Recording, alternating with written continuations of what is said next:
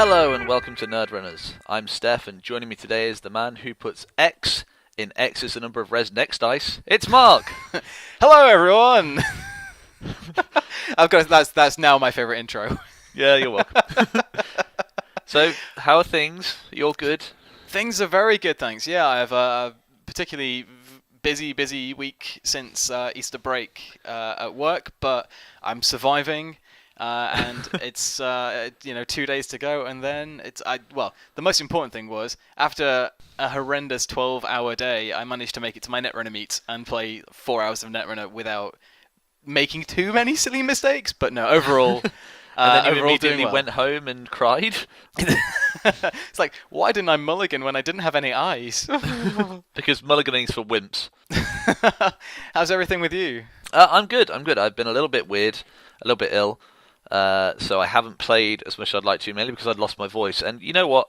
I'd like to talk a lot during Netrunner. It's really not good for me to be losing my voice and then talking, as I found out. But I'm good. I'm back. I've got some stupid things I want to talk about. But first of all, you've been playing much more than me, so let's go with you. Yes, I was just going to say, it's when it comes to you and talking during Netrunner, it's the kind of psychological warfare that you kind of do. I'm not happy unless I've reduced my opponent to tears.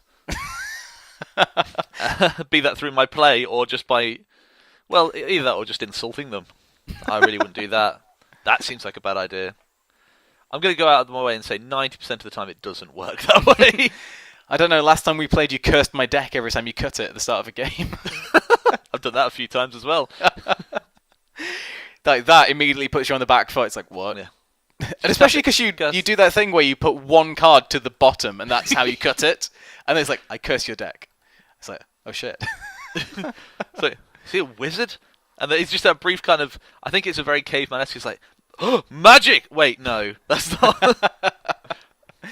Particularly if you're playing wizard as well at the time. I'll talk about that in a minute. Anyway, you made it and you sent me a picture from your Netrunner meet last night, which actually made me laugh out loud about 7 o'clock this morning when I got it. And it's a picture of an IT department with 11 markers on it. And all I could say to that is, that poor runner. What did he ever do to you? Oh man, that game was the best. I'd hope we're obviously not going to talk Valley talk this week because we've not had a chance to play it, but I was hoping to have. We'll probably talk about Clot. Let's be honest. Everyone else is. Well, I'm not bothered about Clot, to be honest. I wanted Next Gold. I've been wanting Next Gold for a long time. I retired my Foundry deck until Next Gold was ready. That's how much I wanted Next Gold. But no, yeah, my Grail Next Foundry deck. I was running 3 Ichi-1s in place of my Next Gold because I couldn't get a copy of the Valley yet. It's a solid ice. It's still solid ice, and it still does the trashing. But no, yeah, it's scary as well. It's scary as hell, yeah. Especially when you can fish out another one and put it right in front of the previous one. Yes. But no, I brought it out for retirement to kind of practice with it ahead of Next Gold, and I have 2 copies of the IT department in that deck, which I've never played with before, but always meant to. And I've never been in a game where someone's played it on me, and I've never played with it, so it's kind of a new experience to me. I was like, yeah, I can give it a go. But I also had 2 copies of the Root as well, so I felt maybe I have too many kind of assets I need to protect, because typically with my Foundry deck, I build one just really solid scoring server, which formerly housed an Adonis. That finishes paying out, and then I just start scoring in it. Yes. So I'm not used to kind of having multiple remotes to protect. But I was playing against Alex's Rainer deck, which, for a start, it's lovely to see people not playing the same runners that everyone else is playing, and I do have a bit of a soft spot for Rainer anyway. I think the economy denial is so much stronger than people give it credit for, especially when you can parasite away stuff, and you don't think it, but that extra 1 credit that Rainer makes you spend for each turn it adds up, and then suddenly you start thinking, I'm paying like 6, 7, 8, 9 extra, depending on how much they're running. Obviously, it's like, man, that's like 3 pieces of ice I could have res for that money. So no, Alex's Rainer deck is quite brutal, especially in the early game, and I felt its wrath on my Argus deck a few weeks ago. But no, I was playing against that, and he was doing a very good job of keeping me incredibly poor, such as double account siphoning me on a single turn. Oh wow! He also runs Vamp in the deck as well, which Wow. I Okay, know. I mean, again, much praise for people who run cards that not many other people do. But yeah. one thing I did actually realize is because I did wonder this for a while. Because again, this goes back to my OCD as we covered last time. So we have account siphon on the criminal side and code siphon on the shaper side. I was like, oh, I wonder what siphon the criminals are going to get. And it's kind of Vamp because that is. You mean Anox, right? Yeah, Anox on the Vamp side. Yeah, because it hits a central, does something to the corp, and also finishes with a tag on the runner. Mm-hmm. So I think maybe Vamp is the Anox siphon in a way, because you kind of siphon the corp's credits away, but you don't take anything other than a tag yourself. Anyway, but no, he runs Vamp, and that's brutal as well. But it got to a point where I just had no money. I couldn't res my Eves to start getting the drip economy from that. I was in a hell of a situation. But I finished. I installed an IT department behind, I think, a next bronze, and took 2 credits. I was like, okay, next turn I'm just gonna res that, and I'm just gonna start defending, because if I can't spend money to res ice, I need to use the IT department's counters to increase the strength to stop him getting through with either Knight or stop him having an economic advantage by getting through everything with Eater. Mm-hmm. And so, next turn came, I resed it for the 2 credits I had and clicked 3 times, and it went downhill for Alex from there. Because at that point, I wasn't worried about gaining money I had a hedge fund, so I had a hedge fund in hand that I'd just drawn into, so I was like, this turn I'll take 1 credit and click IT department twice, then next turn I'll take 2 credits, click it 1 more time, take 1 more credit, play hedge fund, click IT department, and it snowballed. It was 11 counters by the time I sent you the photo, but I'd already spent 2 from it as well. Oh, really? I spent 2 from it when it was at 8 counters to defend, I think, my HQ and make Architect fire. Because I really wanted to rescue my copy of the route, I think, or something like that. And yeah, so they should have been 13 by the end of the game if I hadn't spent anything. And the thing is, I'm going to have to bring a chart with the IT maths on it for next week, because I was having a hell of a time trying to work out what strength my stuff could be. I think, because at one point, Alex got to 38 credits, and he played a singularity to try. That's how bad he needed to trash his ID department. He had to try and get through. By that point, there was a next silver and then a next bronze. And so he played a singularity to try and eat his way through it with Eater. I think I got my next silver to 32 strength, if my maths was right. And then said to him, do you want to continue the run? Because I think I can get this next bronze behind it to at least 9, so you don't have the money to singularity me. At that point, he was like, I concede. Yeah, I think at that point you're just like, you know what, I'm good.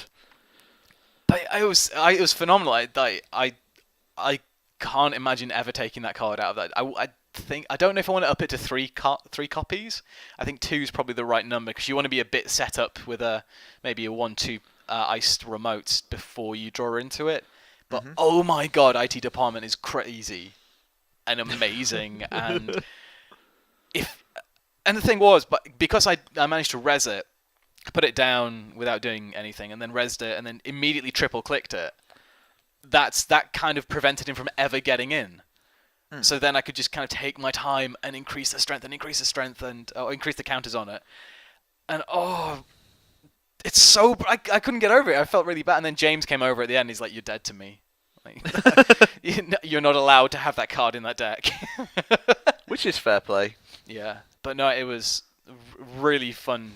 I love it so much, and it's like now it means face checking an X gold. I can up it to crazy strength and then I could 1 next gold could become like a kill, just flat out, because they can't break it because they won't have the money to hit the strength, which is going to be amazingly good. But one of my Alex would have beaten me, because at one point there was a Utopia fragment in the archives that he'd keyholed in there, and because he had to pass through an architect. and I knew he was going to get at least one agenda in the trash, I put my Hades fragment in the remote that I'd then created, and then put the next silver from my hand in front of it. And he needed money so badly, he double Queen's Gambited it for his entire turn. Oh, wow. Which put it to 6 advancement counters, which meant at the start of my turn I scored it out, managed to protect my archives for another turn, and then put Utopia Fragment to the bottom of my archives with Hades Fragment. Which was cruel, but awesome. I'm absolutely loving... going back to the Foundry is just so good. And yeah, I've got a single Mother Goddess in there that keeps going in and out, but I think it's going to stay in because again, it adds to the next. It's such a lovely early game ice. Yeah, and more than anything else for me. If you can put that in front of an IT department early game with no other ice out. Oh yeah. Oh boy. You're screwed. Yeah. Oh man. But I did in my constant quest to try and buck the trend of including must-have cards in my decks. I was running it without any Jackson Howards, but I did feel the sting of, my god, this deck needs Jackson Howards when Keyhole came around and started putting ABTs and Utopia Fragments in my archives. It's like, yeah, I really could do with Jackson Howard in this deck. It's really just worth it in the end. I mean, I dislike it, but there are just certain cards that are better than others, and Jackson is one. There's a reason it's in every deck, really. Yeah, and absolutely. It's to protect you against all kinds of bullshit. Absolutely. Like I say, I've gone down to 1 copy of the Roots, and that 3 free influence is now 3 Jackson Howards. So yeah, that had to happen, I think. But because my influence was really tight in that deck anyway, because 9 of it's on the Grail Suite. And then I was like, and I just used my last 6 on 2 copies of the Root to help me res the ice. But no, it's Jackson has now taken up residence in my Foundry deck. He's everybody's favourite supply of edutainment. Absolutely, he is fantastic.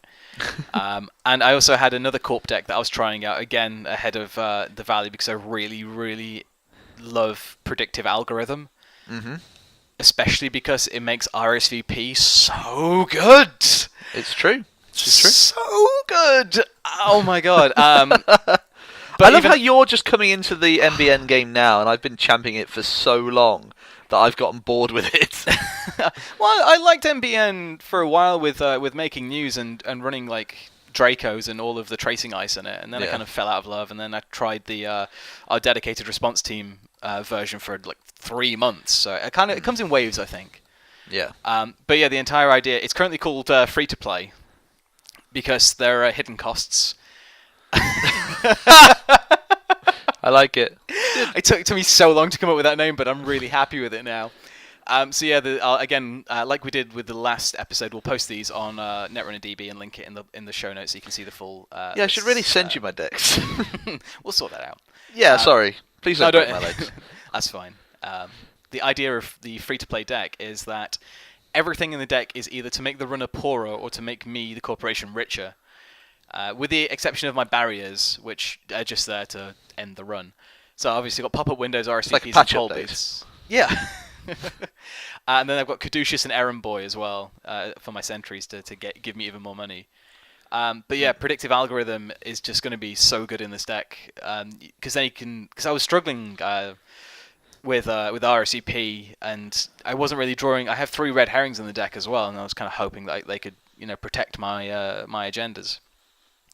But yeah, I just didn't draw into them, so RSVP didn't do as much work as I'd hoped for. But with 3 predictive algorithms in the deck and forcing the runner to try and spend 2 credits to steal an agenda, or 6 if they run into any one of my 3 NAPDs that are in the deck, or 11 if they run into an NAPD with a predictive algorithm on the board that's on top of a red herrings, is going to be the best feeling. But I love it. The greatest thing in there as well is Utopia Fragment, which obviously is just a one-of. And the specialness of Utopia Fragment is that it turns when it's scored, it turns any other agenda into an NAPD based on... Well, the runner has to pay 2 credits for each advancement token on the agenda, so it kind of turns other ones into NAPDs in a way. And I put that into a server because I stupidly didn't mulligan when I had I had like a pad campaign, a marked accounts, a Beal, and then I think probably like 2 sweeps weeks in my opening hand. And I was like, I'll keep this. What's the worst that could happen? And then they stole the Beal straight away. But yeah, the runner went 6 points up really quickly, and I only just came back. But the winner for me was Utopia Fragment, because I put that into a server that was well protected behind RSVPs and stuff, and Eli's and all kinds of other defensive things, probably a toll booth too. And I advanced it 3 times. No, how did I do it? No, yeah, it must have gone in naked, and then it must have gone in on its own, and then next turn I triple advanced it. But I think because they were expecting it to be an NAPD, they didn't run on it. But because I was on 4 points, it gave me the win. Because no one expects a 5-3 in an NBN deck. No, of course they don't, because that's dumb. Yep. Currently, I'm hoping to change that, but oh my god, yeah. Well, you are a trendsetter. I try my best, but yeah, that's why it's called free to play, because it's going to cost you so much money in the end. I did have universal connectivity fee in there whilst I didn't have predictive algorithm, but I never felt it did that much in the game. It's kind of just that 1 credit tax never really seemed to do all that much for me. I don't know. I think I'd rather have pop-up window and just be gaining the credit as well. I mean, I do have pop-up window, but I think I'd just rather concentrate on just pop-up windows rather than connectivity fees. Makes sense. Yeah. But yeah, that's all the corpse stuff that I've been doing recently. Run aside, it's still kind of max, and I've gone back to Leela for a while. And I've got to say, before we move on, I've been experimenting with Spinal Modem thanks to a new guy at our meets called Matthew, who kind of turned me on to Spinal Modem after I saw how well it worked with his kind of max Eater deck. And it is surprisingly good. The only issue that he had against me when we played was like Caduceus suddenly became a really dangerous card because he couldn't let the Tracers fire. But the 2 recurring credits with Spinal Modem are so good, and especially good when you come up to a pup and go, yeah, I'll spend these to get through that pup, and yeah, I'm happy. So yeah, again, for love for a card that doesn't really see much play, Spinal Modem is my new, I think, Mark's pick of the week for cards that don't get enough love. Is this the thing we're doing now? Have you degraded the podcast to that level? to pathetic features. No, yeah. No, I just... a short step from there to tier 1 decks, and I'll be damned if you're going to do that to my podcast. Over our dead bodies. Over our dead, janky card-playing bodies. Over our janky tier 2 decks. But no, yeah, Spinal Modem is, if you're going to try one card potentially in Anarch, then Spinal Modem is a very good console that is severely underrated, I think. So what jankiness have you been playing with, Steph? What have I been building? Well, do you want to know about the runner or the corp side first? Let's do runner, because I spent ages on corp just now. Okay, so runner. So I've been doing 2 different things, one of which is resolving a little bit around the valley, which I'll get to in a second, and I've been trying to build a deck as well, kind of full of prepaid voicing, R&D reorganizing, green card using, shaper bullshit. It's still more difficult than I'd like it to be. Sorry. Oh man, that's my new text alert, I think. For you.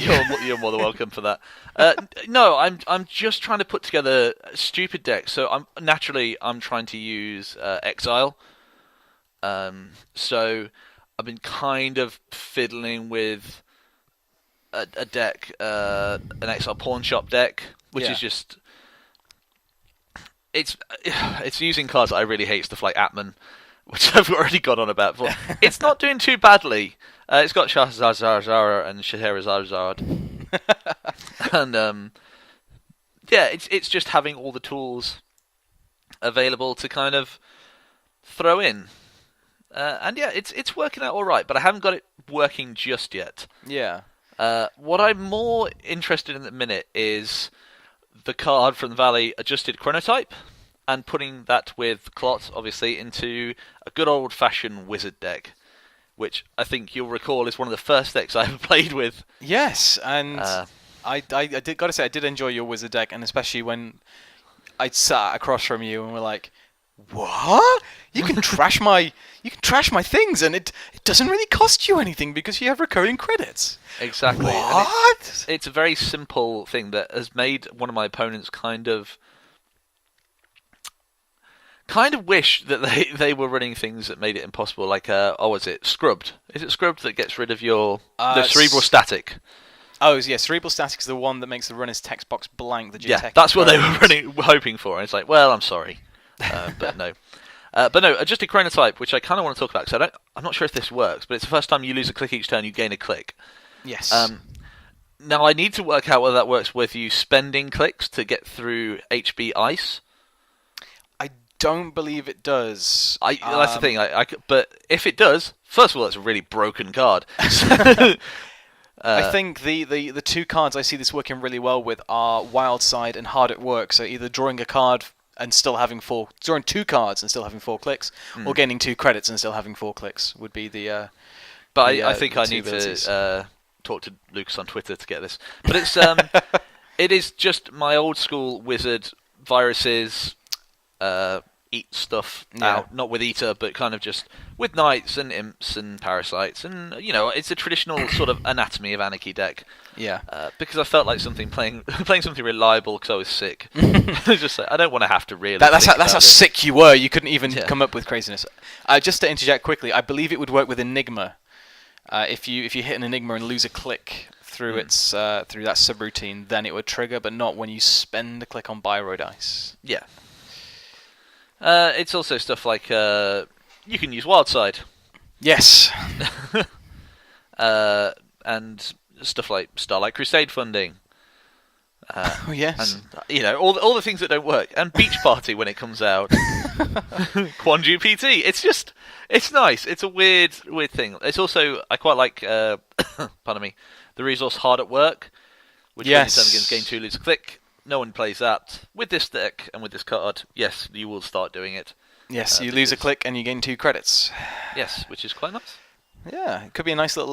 Because, like I mentioned last week or 2 weeks ago, with my adventures in data folding, having data folding out is just ridiculously good. Especially when I started a game with all 3 of them in my opening hand. Yes. Like, drip economy for the runner is, I think, a space that could get really, really interesting. Rather than, Daily Cast is really the main one that springs to mind. I know there are others, and I'm probably forgetting them, but yeah, I definitely feel like the runner is definitely centered around burst economy because you want to go, aha! Now I have 10 credits, and now I can get into your server. You don't really want the corp to be seeing that kind of economy coming in, and even if it's especially if it's resource based, potentially giving them the ability to tag you and then destroy it for a click and 2 credits. Yeah, it's definitely a deck that I won't be floating tags with. I've yet to put it together properly. It kind of works, but we'll see if I can get it to work and if there's some more crap I can throw into there, just because why not? And then on the corp side, I too have been playing HB, and I built a deck that I'm calling Project Goddess because it's late. Satire. No, it's because it's full of broken promises. It pretty much is. It is a HB deck that I am actually using the Custom Biotics ID for. Ooh. Which I don't think anyone uses ever.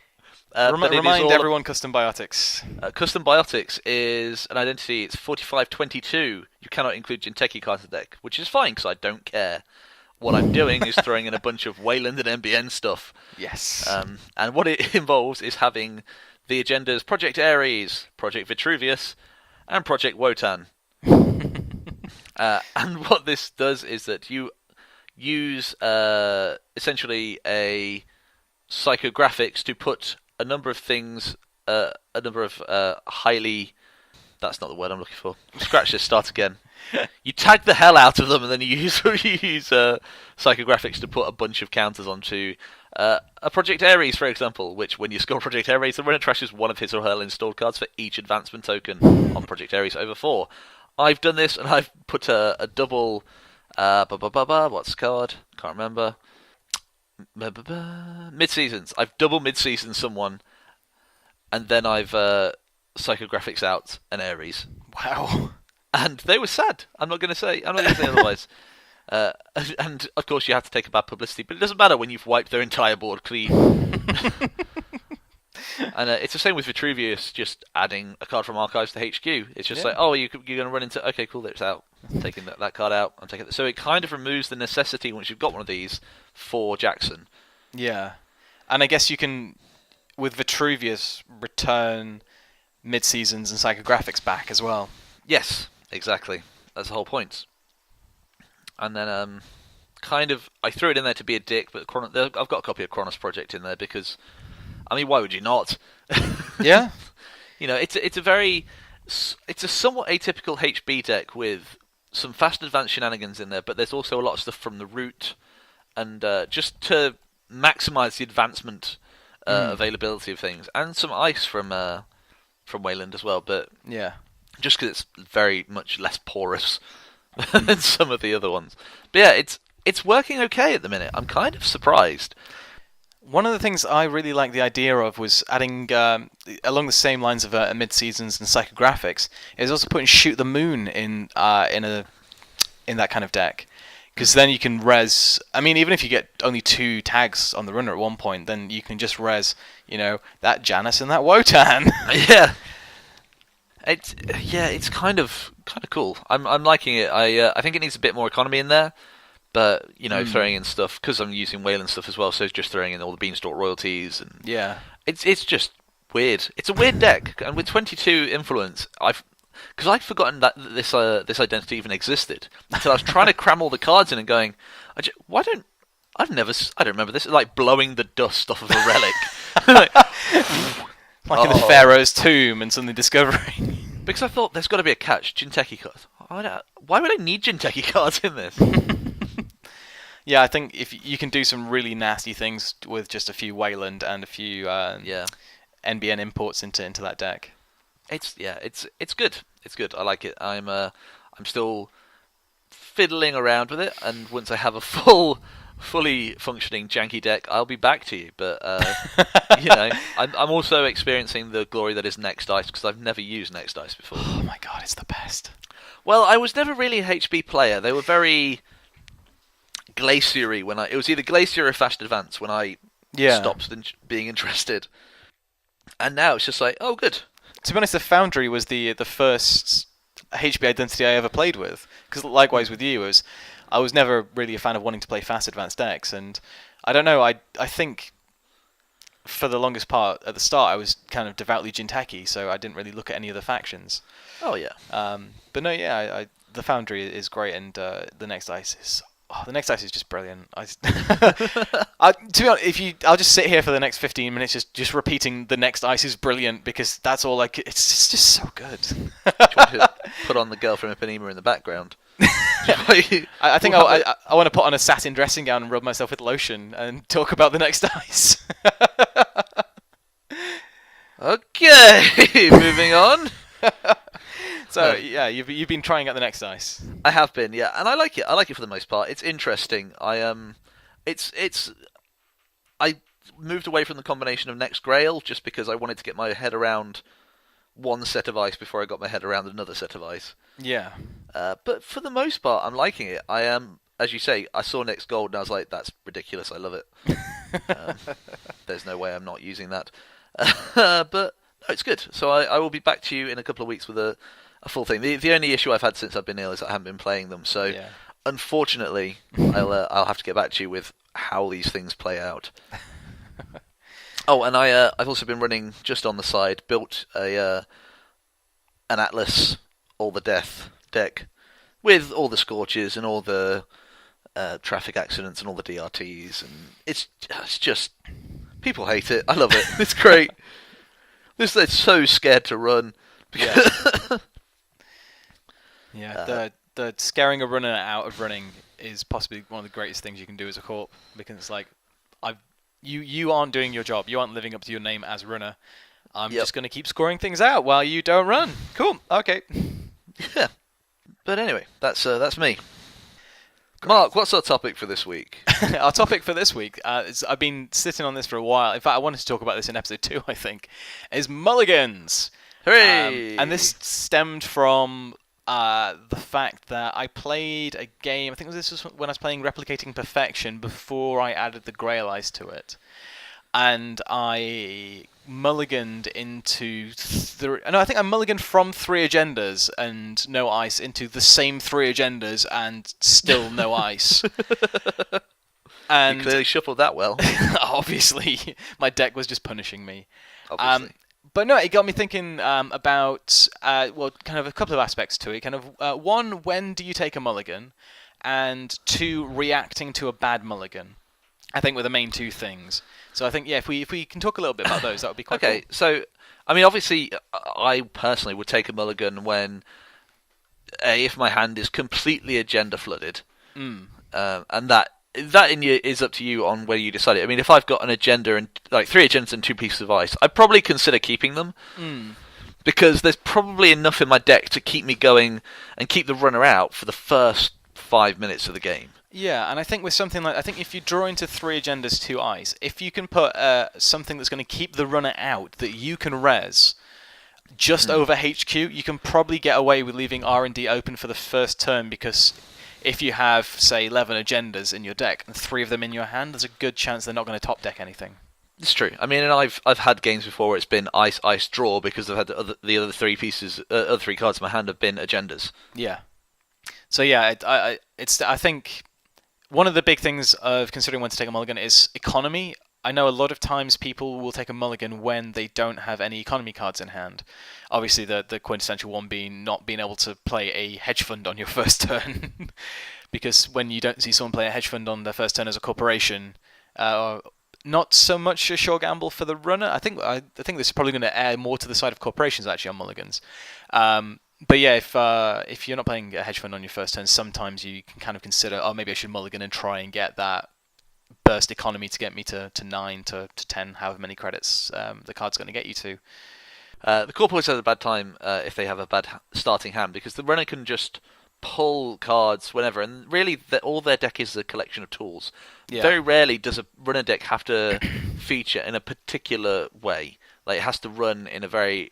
It gets this, and then this, and then this, and then this, and then victory. Whereas a lot of corp deck can be, right, first of all you get your servers out, and then you get your money, and then you put your thing down, and then you start advancing it. Yeah. And if you don't have it in a set order, usually, I mean, that's one of the reasons I like the NEH deck, is because it doesn't matter, you just throw cards down no matter what. It's like, yeah, just keep going. Yeah, and also you're getting the draw as well from installing a remote the first time each turn as well. So it can help you get the draw going, and particularly as well if the first thing you put down is a Jackson, which gets you a card, and then you use Jackson to get you 2 more cards. Oh yes, I love it. Again, this is going to keep going. Again, Jackson Howard can save a bad starting hand, or even a bad hand. They can save a bad half an hour, a bad hour. A bad 2 minutes. I mean, there's nothing finer for me than having a Jackson Howard on the deck that they don't know about. Yeah. Like, okay, indexing, great. And then they'll run and they'll go through the assay. Okay, res Jackson, shuffle, shuffle, shuffle. You deal with it. Yeah, I think there aren't many cards that let you recover as well from a bad starting hand as Jackson Howard does. Which again, I think adds to his necessity, or perceived necessity, to every corporation deck. He's definitely useful in every corporation deck. I wouldn't say he's a necessity, because I don't believe any card is a necessity, but he's a useful tool to have. I think deciding when to take a mulligan is really dangerous as the corporation, especially the fact that the rules state that the corporation has to decide whether or not they keep their hand before the runner decides if they're going to mulligan as well. So if a corporation mulligans, then it comes to the runner to decide if they want to mulligan, and seeing a corporation mulligan can give the runner quite a lot of information before the game's even started. Yes, for example, like true. I was horrendously agenda flooded, and now I'm hoping that I'm not agenda flooded. Or I had no economy, so I'm hoping to draw some economy now. But yeah, I think we'll focus a bit more on corporation to start with. But yeah,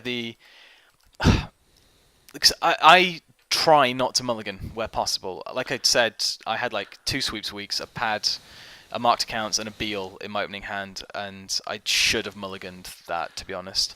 But I always know I'll draw into something much worse, as that is often the case. And that's the thing, is that with the mulligan, you have to be able to take the risk that you're going to get a better hand. Yeah. And it's always better not to mulligan. It's always going to be. I mean, I've often heard some people say that you only mulligan if you don't have a decent deck, because your deck should be able to cope with no matter what combination you have. Yeah. And to a lesser or greater extent, that's true. I mean, obviously there are times when you just get screwed by random chance. But, for the most part, I tend not to mulligan. And if I do mulligan, I'm always laughing, because it's like, well, I can't play with this, ever. And the guy's like, oh, can you... I was like, I'll just show you. I have 5 agendas. It's like, oh, okay then. It's like, yep. Watch me shuffle. Watch me shuffle for 5 minutes now. But yeah, most games, it's me looking at cards in my hand and going, I think I could work with this. Yeah. I think I think as long as you think there's something I can do with this, then yeah, I think you're probably okay. And I think this plays into the next point, and then we'll probably talk a little bit about the runners and mulliganing. But for the corporation, coping with a terrible starting hand can be so much about bluffing. For example, the game that I played that got me really thinking about wanting to talk about this topic, with the RP deck, where I ended up with the same 3 agendas back in my hand. I think I had 2 really cheap pieces of ice. So, like, first click, I think I played some money, and then just...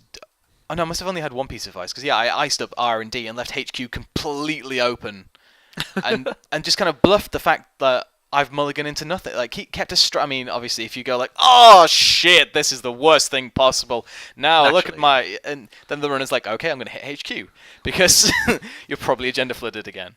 But yeah, I kept a straight face. I played the single ice that I had over R&D, because because I think 2 of the agendas in my hand were future perfect. So I was like, they can probably protect themselves if necessary.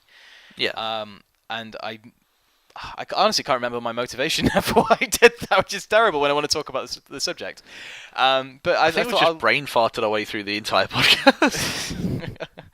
But no, yeah, just keeping that straight face and bluffing that there's nothing in my... Almost kind of doing that kind of Austin Powers, go buy me some orange sherbet mind trickery of there's nothing in my hand, don't look here. Of going like, oh, an ice over R&D, I better check R&D. I mean, I have used the Austin Powers line a few times where people are mulligan and say, mulligan, eh? I too like to live dangerously. But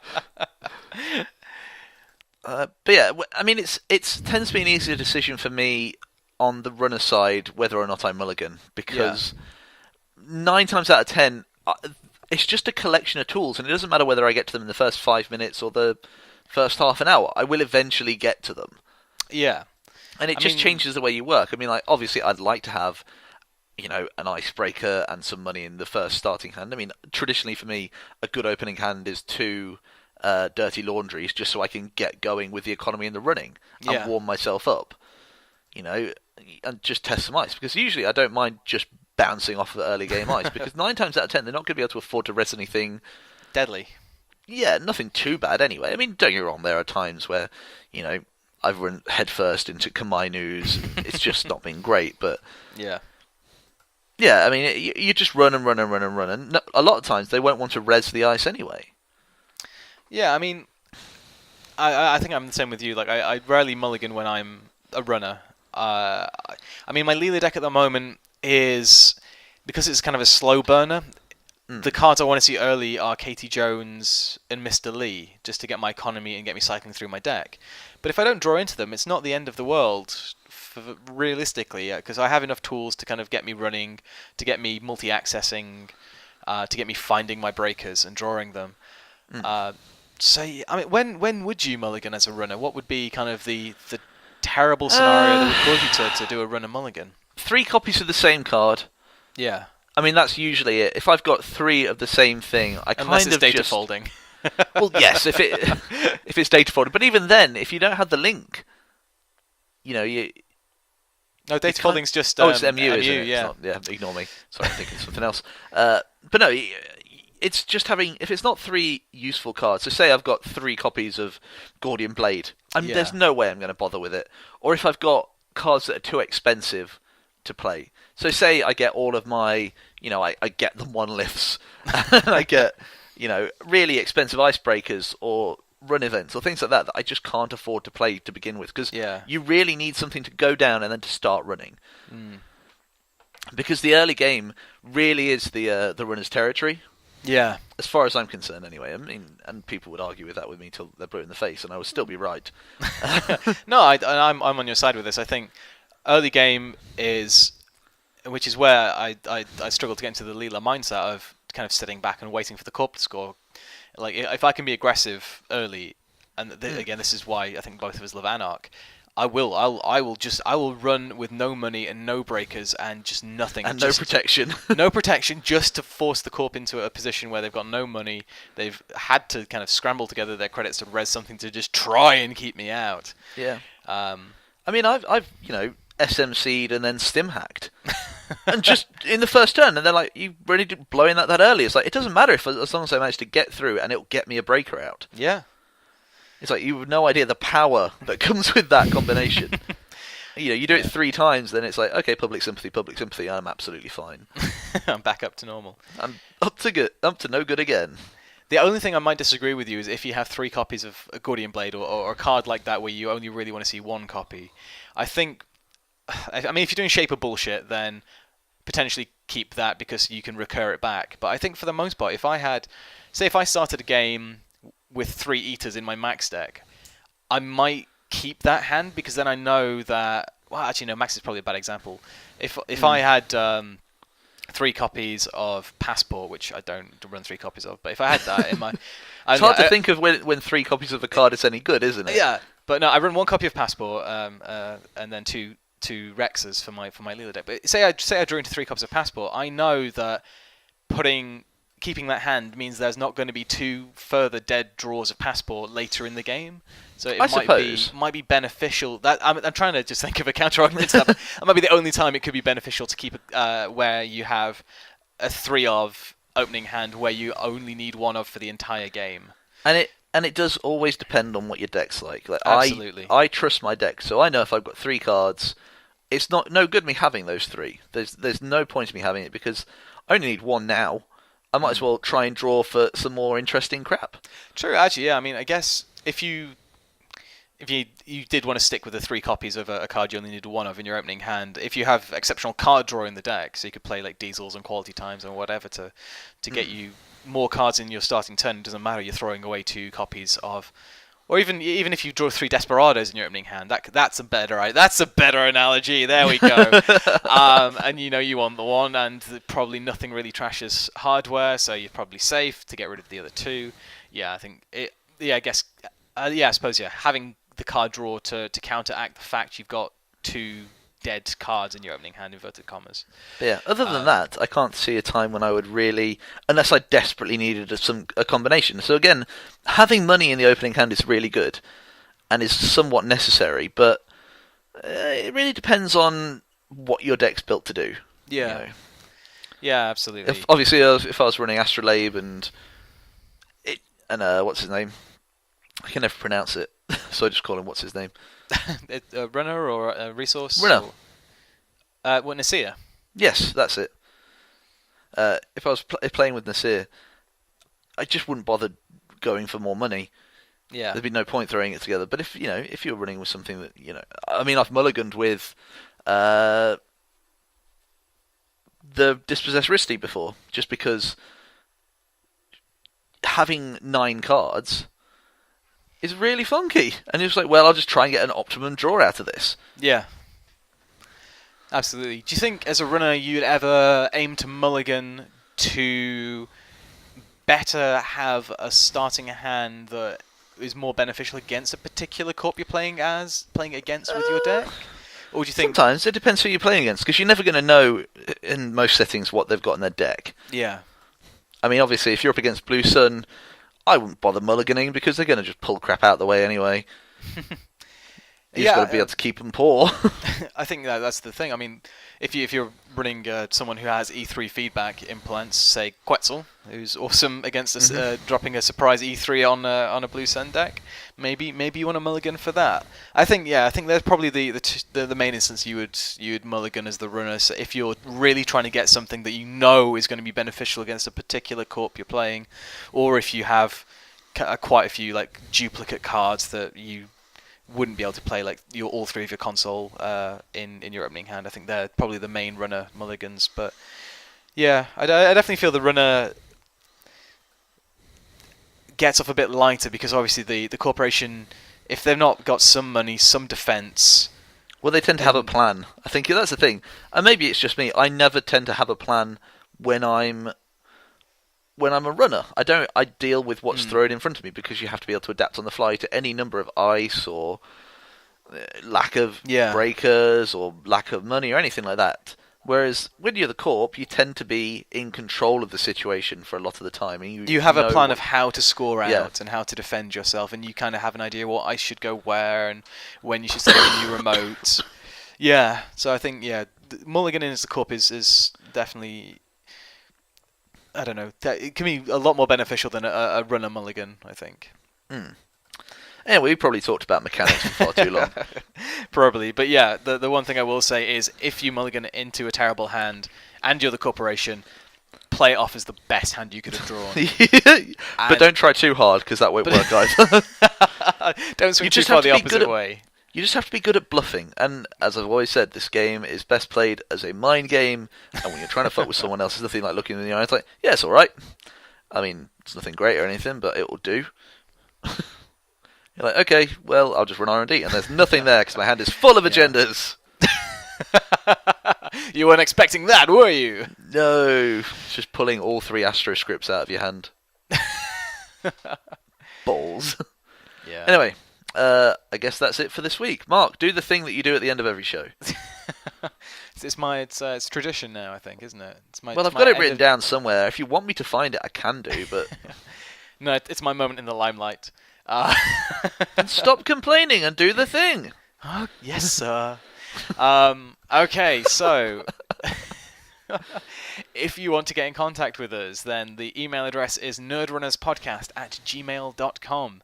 You can find me on Twitter @MarcusFriend and Steph as @HouseOfMoose. Probably won't respond. Every week you say that. Stop saying it then. Actually, no, if everyone could just bombard Steph's Twitter feed with mentions. I did actually check I checked my Twitter feed this morning to see if anybody had bothered to do it. No one has, so I'm more than happy. I probably will respond now. I'm looking at my Twitter feed again. So feel free to send me any amount of abuse or interesting send us your weird decks. That's one of the things I want to hear, because I'm still trying to get a woodcutter deck to work. It's not working. It might do maybe 4 or 5 expansions down the line. I still think Tenin's the best ID for a woodcutter deck. It's Tenin with Constellation Protocol and Satellites, whatever. And Matrix Analyzer. Yeah, Matrix. It's just all that crap. Anything you can advance woodcutter with. Same, woodcutter and Tyrant as well. Yes. Cool. So that was the email, that was the Twitter. We'll post this... wait, I wonder if I could use psychographics out onto a... Ooh, that's an idea. Are you gonna build a psycho woodcutter deck? I might put a psycho woodcutter deck. That's a good a psychotic tyrant woodcutter deck. All right. To the internet. 2 weeks in a fortnight's time, we expect to hear back of this. Oh my god, this is going to be ridiculous. Hey, last time this happened, you built an astoundingly good trade-in boxy monolith deck. You realise I'm already on Netrunner DB now, right? Typing it in. Quiet. Do the thing while I do this. Okay. Yes, we'll put our decks that we talked about this week onto Netrunner DB. We'll link it on the website, which is canlaugh.com/nerdrunners. And we'll also post this episode on Reddit as usual, which will be tagged with Nerdrunners and podcasts, so you can probably find it on there quite easily. Feel free to comment on Reddit. We do love hearing from you guys, and especially after the other week when you sent us all the crazy card ideas were fantastic. But yeah, as Steph said, if you have any crazy deck ideas, or even underappreciated cards that you'd like to see played more, like Spinal Modem, which is my champion for this episode, then let us know. Mark's deck of the fortnight. Then let us know, because we do love hearing from you guys, and especially do love hearing crazy suggestions for cards and decks from you guys as well. So I think that about wraps us up. So thank you all for listening again. Thank you very much. Good night. Bye. Bye.